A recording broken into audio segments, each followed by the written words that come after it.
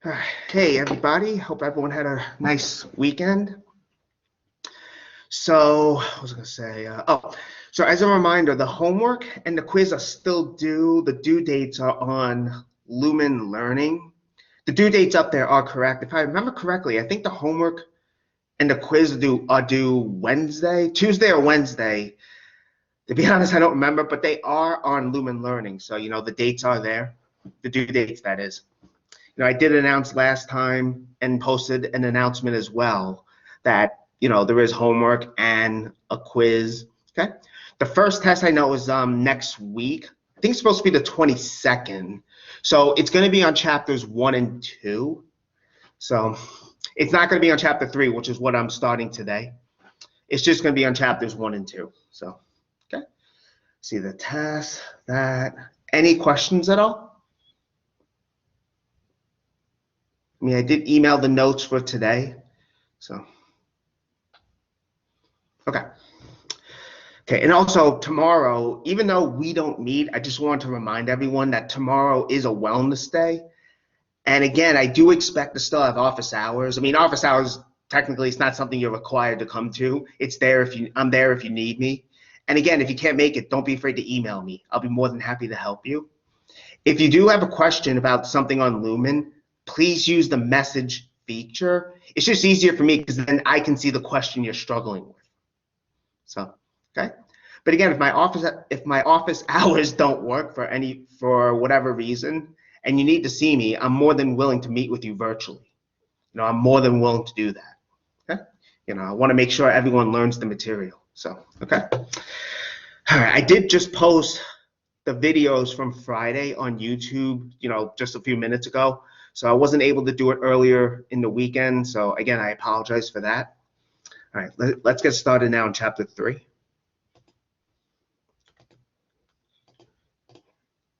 All right. And again, if you can't see the slides, please tell me, okay? Okay, let me see. All right, so, okay, if you can't hear me either, please tell me as well. All right. So, in this chapter, what we're going to look at are functions. Particularly, we're going to look at linear functions, okay? Now, functions is actually a very important concept. It has, and as you'll see, and there's also, we're going to see is function notation. That can be a little confusing, the notation, but I will go through that. There's actually many different ways of representing a function. That's something that's really studied a lot in mathematics. In particular, we're going to look at linear functions. If you have taken any previous math courses, even with me or even in high school, definitely, I'm sure you have, but there's actually lots of different kinds of functions out there that mathematicians study, but we're just going to focus on linear functions. Okay, that's basically the functions whose graphs are non-vertical straight lines. That's why we see these concepts of slope. Initial value you'll see is the y-intercept, but that's what we're going to focus on here in this chapter. We do see exponential functions a little bit later on. I want to say chapter 6, but we'll see that later though. Okay, so that's what functions are. Now, there are many times out there where we have relationships between different quantities. There is a relationship, for instance, between height and age. There's a relationship there. As you get older, your height will change. How much exercise you get and how healthy you are. Although to measure how healthy you are, I'm not sure how they would do that. There's different ways of doing that. But there is a relationship, though. There's a relationship between grades and your study habits. Generally, the better your study habits, the better your grades are going to be. Same thing with sleep and energy level. There's lots of relationships out there between different quantities. Mathematicians, we like to study that. And in particular, the special kind of relationship that we like to focus on are called functions. Those are special kinds of relationships that we're going to consider.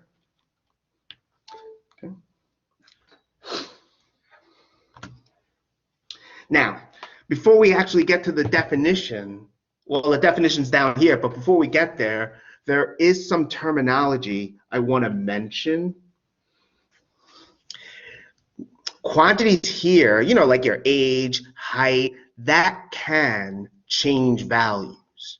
You know, you're not the same age for your whole life, basically, right? Or the same, nor the same height generally. I mean, there is a point, I think, where you stop getting taller, but still your height does vary. So we are going to have to work with variables. You know, variables, they're not constants, okay? And just like in algebra, or excuse me, any previous algebra class, variables are going to be represented here by letters such as X or Y. Generally, X and Y are the letters we use to denote variables. Okay? Usually from the context, it will be clear which denotes what in mathematics. Now, generally what's going to happen here is with the different quantities, one quantity is going to depend on another one. Or like with another example, height and your ideal weight. You know, if you go to the doctor for a physical, they tell you what your ideal weight should be, but that depends on your height. You know, so there's a relationship, in other words, between what your ideal weight should be, and that's based on your height. So there is a relationship between them, right? What your ideal weight should be will depend on your height. So one quantity depends on another. And the quantity that depends on another, that's our dependent quantity, which is denoted by a dependent variable. This is the one that's going to depend on the other quantity.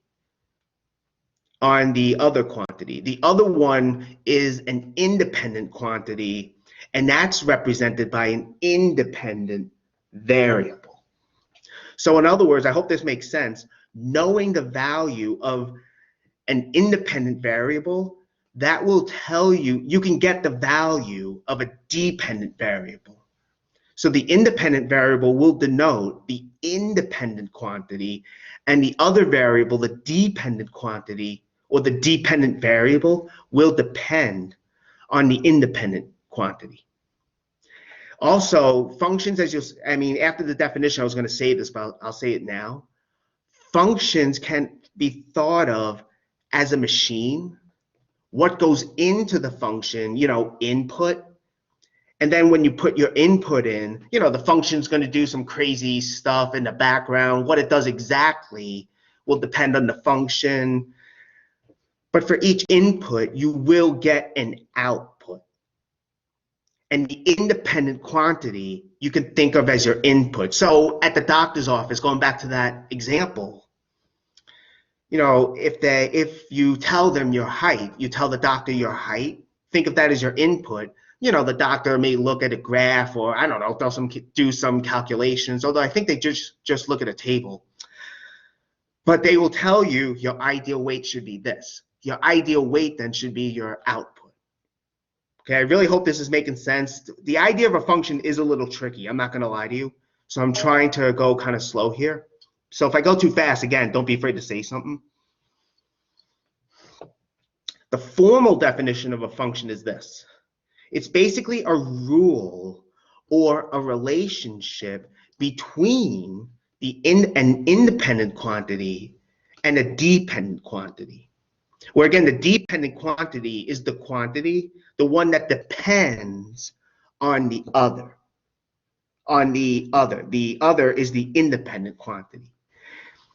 And for each input value, you get a uniquely determines an output value.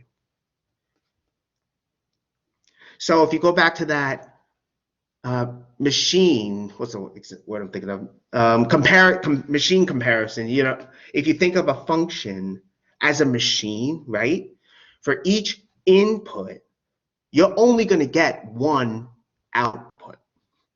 For each input, you're only going to get one output. Okay. You know, again, at that doctor's office analogy, that's the word, analogy. Couldn't think of it. if you tell them your height, I mean, how would it be really effective if the doctor told you 2 different weights you should be at? That's not going to make sense. You would only want the doctor to tell you one value for your ideal weight, right? So for each input, you get one output back. Okay? I really hope that makes sense. I mean, again, the idea of a function is a little tricky. So, okay. All right. So that's the definition of a function. And now I just want to do some more notation.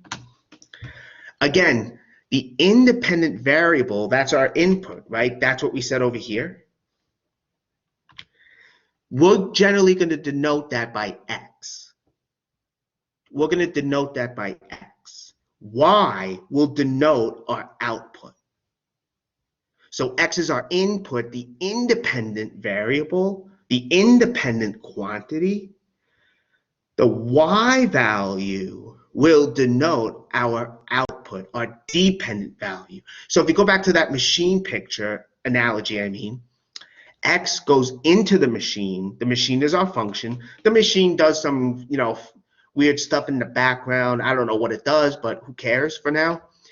And for each x that goes in, you get one output value, y.